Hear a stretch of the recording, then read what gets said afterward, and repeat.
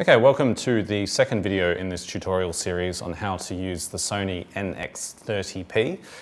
In this video, I'm going to go through the viewfinder and talk about all the different settings that we have access to through the options of the viewfinder.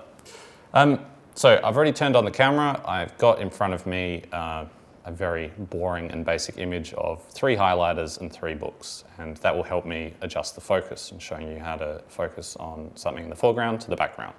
But before we do that, let's actually go into the settings and get this shot looking exactly as I want it. So to get into the settings of the camera, click Menu up the top. And then you're given all these options, of which I'm going to ignore most because it's really unnecessary for students to know all the intricacies and customizations of this camera. I want to keep this as simple as possible.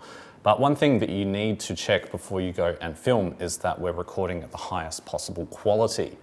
The way you do that is go into Record Media Set on the top right, and then I would like you to just double check that the setting is set to HD quality, not SD. So if it's on SD, switch it to HD.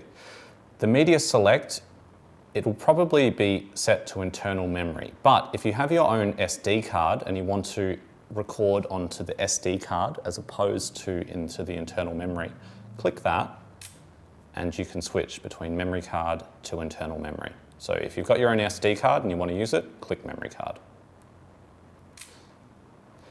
Recording format, please make sure this is set to 1080 50p. If you click on that, there's a lot of options.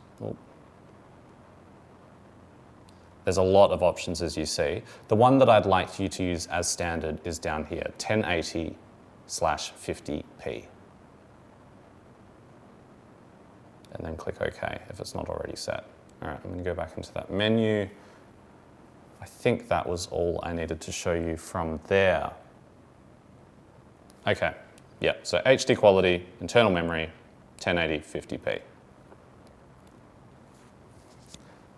The next thing I'd like you to always double check before you use it is by going into camera audio, which is the second feature there, and scroll. This is when we get a lot of customization on the image, of which you don't need to worry about most of it, but please just scroll all the way down until you find a setting called Steady Shot, which is 3 down. Just make sure that Steady Shot is active. That will basically mean that the camera's image stabilization is on, and this camera in particular has really good image stabilization. So just make sure that Steady Shot is on active mode. All right, I'm going to go back to the image now. If you click on the screen, it should come up with all the various settings. Now, what we would like is all those settings to be on auto as a standard. I don't really want you to worry about the manual settings of the camera, so auto is good. Down here, this iAuto should be on. So if that's off, then click on it, and then it will ask you, camera automatically optimizes settings, then shots. Click on. And basically, now we're shooting with intelligent audio, and the camera is going to do all the work for us in terms of setting the shot, making sure the exposure's right, the focus is right, the white balance is right, etc.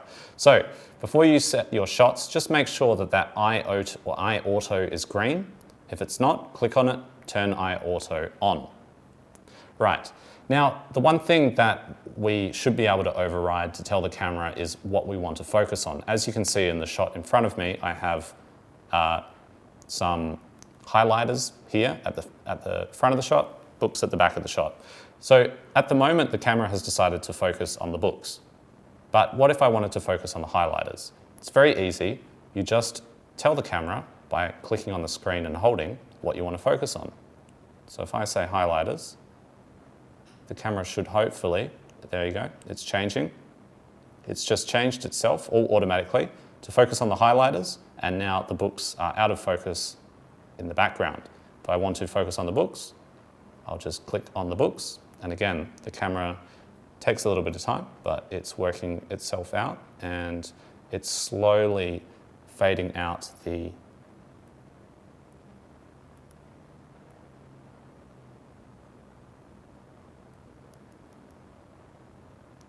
There we go. Slowly fading out the highlighters and fading in the books. Now, if you want to override and cancel whatever you're focusing on, that little button in the side there, if you click that, it'll get rid of whatever you're focusing on, and then you can pick again. So I'll pick the highlighters again. And there you go, the camera's switching around again. That's really all that you need to know about in terms of getting a good shot. Just make sure that I/O auto is on, select what you want to focus on, then click record, which I'm about to do, and now I am recording my shot. I'll let that record for a couple of seconds, and then I'm going to press stop. Right, now I'll show you how to look back at what you've just recorded. If you click on the screen again, you get all these options, of which down the bottom is the playback option. So if I click playback, it will give me a folder of everything that I've recorded. Click on that, and I can click on the image that I just recorded.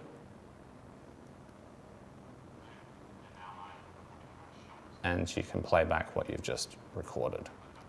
If I want to delete that image, you click the image, and it should give you some options. There you go, trash can there, I can delete the image. So let's say I wasn't happy with it, you can delete it. If you want to delete all the images in the folder, it's a little bit more cumbersome, but you might want to do this when you first hire the camera.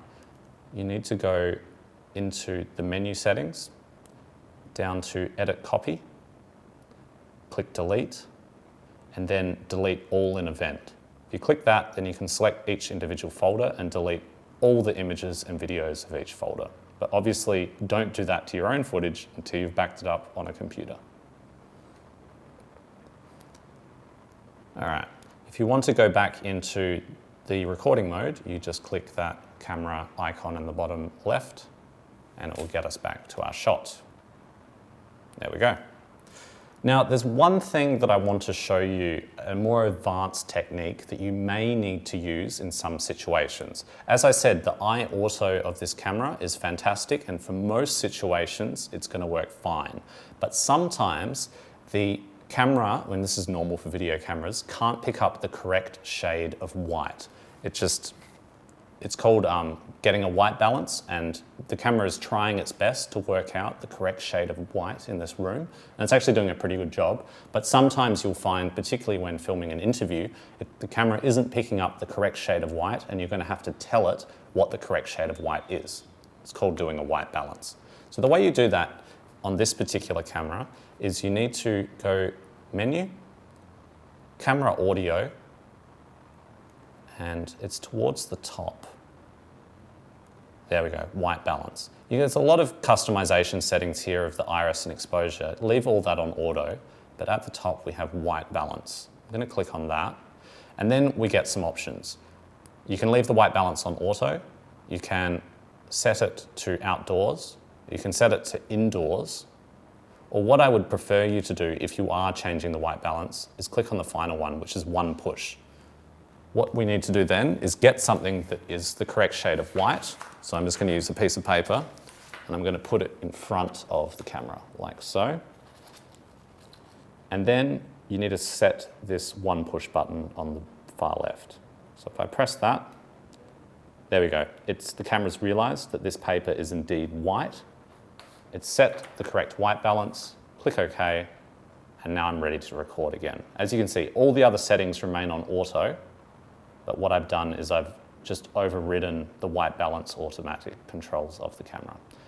And now I/auto is off because I've got one setting that is no longer automatic. If you want to get all the settings back to automatic, including white balance, click that I/auto again down the bottom right and click it to on. Great. I think that's really all you need to know in terms of the viewfinder. The one last thing that you need to worry about is audio, and I'll make a separate tutorial video about that.